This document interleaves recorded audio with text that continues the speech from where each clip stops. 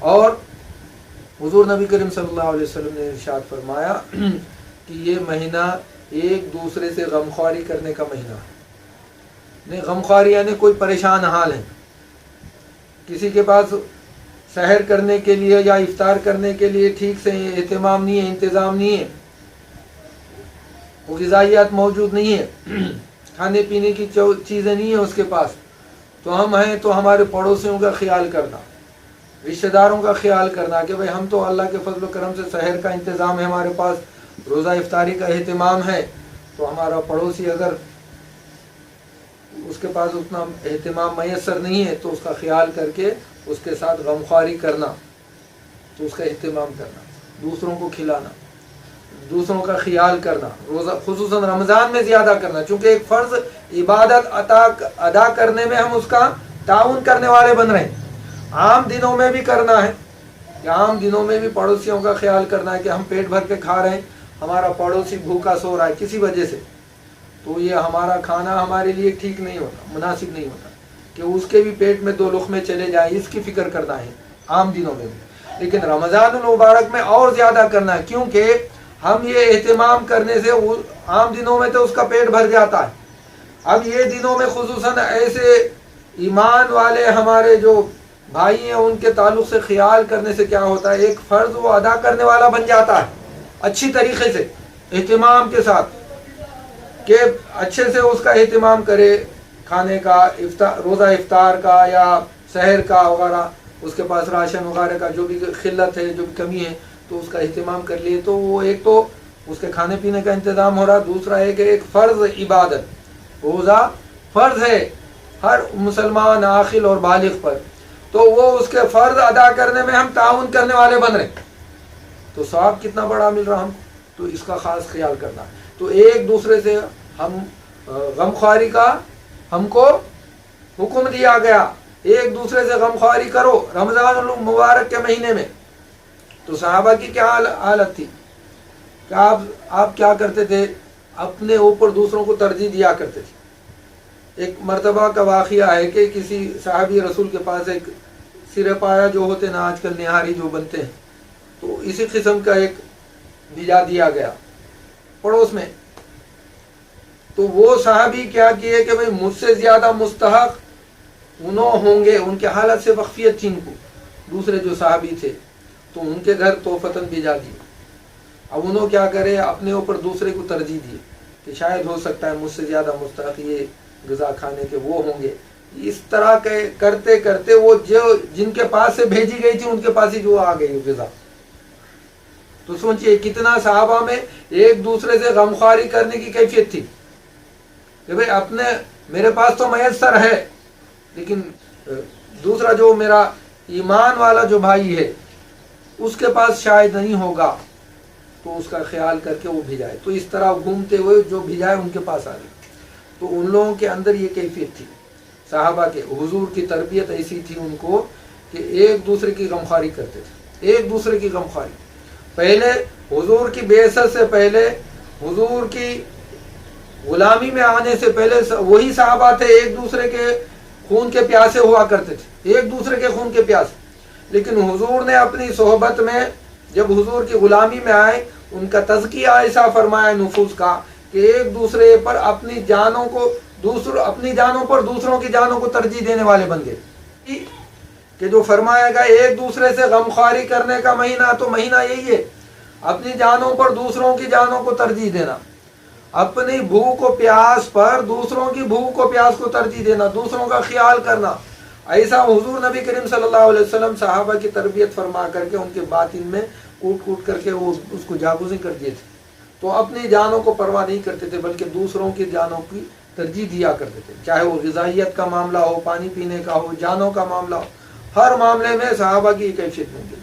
تو رمضان المبارک گویا ہمارے لیے کورس ہے، ساری خوبیاں ہماری زندگی میں آ جانا، غمخواری ایک دوسرے سے کرنے کی ہمارے اندر آ جانا، صبر کرنے کی خوبی ہمارے اندر آ جانا. چونکہ ایک مہینہ مسلسل ہم کر رہے ہیں، یہ کورس، یہ پریکٹس کر رہے ہیں، تربیت ہو رہی ہے ہم کو کہ غمخواری کا مہینہ ہے، ایک دوسرے سے غمخواری کرنا، صبر کا مہینہ ہے تو صبر کیے جانا، کتنی بھی مصیبت آئے، پریشانی آئے، بھوک میں مبتلا ہو گئے صبر کیوں، भूख प्यास में मुब्तला हो गए आप, प्यास ज़्यादा प्यास हो रही है आपको, सब्र किए जाओ।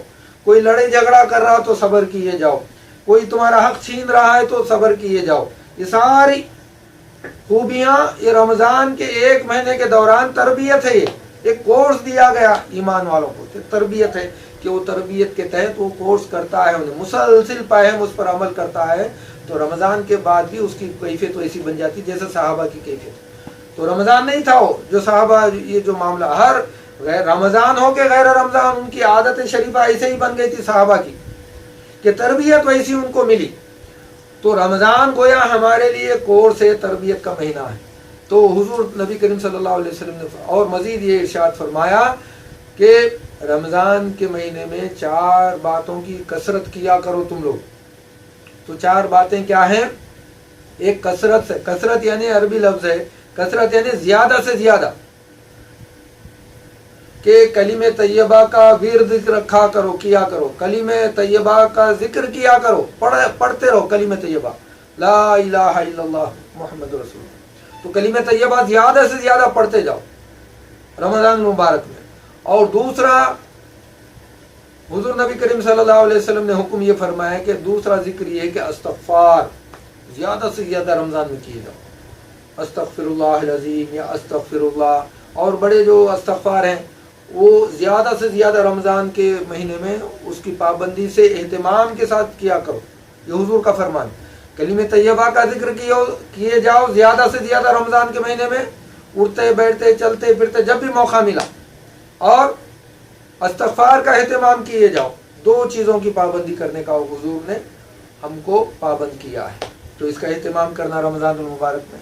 और दूसरी 2 चीज़ें ये है कि हुजूर नबी करीम सल्लल्लाहु अलैहि वसल्लम ने इरशाद फरमाया कि तुम रमज़ान मुबारक में जहन्नम के आग के अजाब से अल्लाह ताला से पनाह मांगो, अल्लाह से पनाह मांगो जहन्नम से, दोज़ख के अजाब से, जहन्नम के अजाब से, जहन्नम से पनाह मांगते रहो रमज़ान पूरा। एक दिन एक नमाज बाद ऐसा नहीं, बल्कि पूरा रमज़ान कि मौला ताला जहन्नम के अजाब से हमारी हिफाजत में, हम तेरी पनाह में आते हैं, तो अल्लाह से पनाह मांगना, ये एक काम। और दूसरा क्या? जन्नत की तलब करो अल्लाह ताला से, अल्लाह हम तमाम को जन्नत अता फरमा, तेरी जन्नत अता फरमा। जन्नत की मांग करो अल्लाह ताला से, जन्नत को मांगो अल्लाह ताला से, और जहन्नम से अल्लाह से पनाह मांगो, जहन्नम के अज़ाब से। तो ये 2 काम ऐसे मांगने से हैं, और 2 काम इबादत से हैं कि जिक्र से हैं, जिक्र करने से, यानी कलीमे तैयबा का जिक्र किए जाओ ज़्यादा से ज़्यादा, और इस्तग़फ़ार का इस्तेमाल किया जाओ। तो रमज़ान मुबारक में इस तरह हमको अपना औक़ात, अपने लैल व नहार के जो लम्हात है उसको गुजारने की कोशिश करना। समझ में आ रही ना बात? तो ये रमज़ान की फजीलतें, एक तो रमज़ान में अल्लाह तबारक व तआला सारी चीज़ें नेमतों का अहतमाम फरमाया, और मज़ीद हुज़ूर सल्लल्लाहु अलैहि वसल्लम ने ये फरमाया कि रमज़ान मुबारक में सरकश जो किस्म के जो शयातीन होते हैं वो क़ैद कर दिए जाते हैं।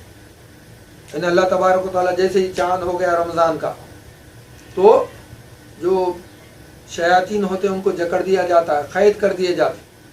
तो वो आम दिनों में देखे होंगे आप लोग, रमज़ानुल मुबारक में लोग जो नमाज नहीं पढ़ने वाले भी, आम दिनों में नमाज़ों की तरफ इल्तिफ़ात नहीं होती, उनकी नमाज़ों की तरफ रुजू नहीं होते थे, मस्जिदों की तरफ रुजू नहीं होते थे, ऐसे भी लोग रमज़ानुल मुबारक जैसे ही आता है पूरे 5 वक़्त की नमाज में एहतिमाम के साथ मस्जिदों में रहते हैं, नमाज में अदा करने में लग जाते हैं। तो मतलब क्या है? वो आम दिनों में जो शयातीन भटकाते थे वो लोग अल्लाह की नाफरमानी की तरफ, अल्लाह के अहकाम की खिलाफ वर्जी की तरफ, तो रमज़ानुल मुबारक में वो सरकस जो शयातीन है, शरीर किस्म के, वो शयातीन को जकड़ दिया जाता। तो कितनी बड़ी नेमत है। तो ये एहतिमाम रमज़ान में खुसूसन उम्मत मोहम्मद सल्लल्लाहु अलैहि वसल्लम के हक़ में अल्लाह तबारक व तआला ने फरमाया। तो ये रमज़ान पूरा हम इसी तरह गुजारना। कोर्स ये है कि सब्र की कैफियत हमारे अंदर आ जाना, और एक दूसरे से गमख्वारी करने की कैफियत हमारे अंदर आ जाना, एक दूसरे के मुसीबत में काम आने की कैफियत हमारे अंदर आ जाना, वो खुद भी आ जाना। और कोई झगड़ा फसाद कर रहा है तो उस पर भी सब्र करने की कैफियत हमारे अंदर आ जाना, और अल्लाह का जिक्र में ज़्यादा से ज़्यादा औकात गुजारने की कैफियत हमारी ज़िंदगी में आ जाना। समझ में आ रही ना भाई? तो ये इसका एहतिमाम करो रमज़ान में मुबारक। یہ ایک طویل ترین حدیث جو اس کا مفہوم ہے آپ کے سامنے بیان فرمایا، جو حضرت سلمان فارسی رحمۃ اللہ علیہ نے روایت